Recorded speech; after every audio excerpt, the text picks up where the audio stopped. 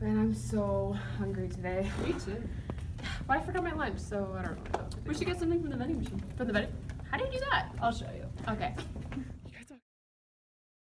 Wow.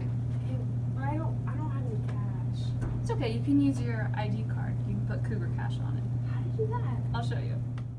First, you need to log into your financial center through your BYU account. Scroll down to where it says Cougar Cash/Meal Plans and click the button that says Manage Account. Once your new page loads, click the button on the right that says Add Funds.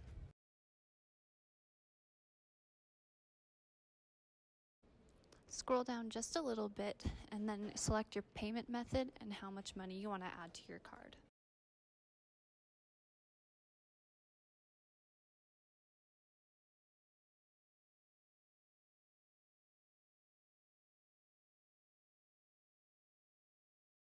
Once you've made your selection, the money will be added to your card and you'll be all ready to go.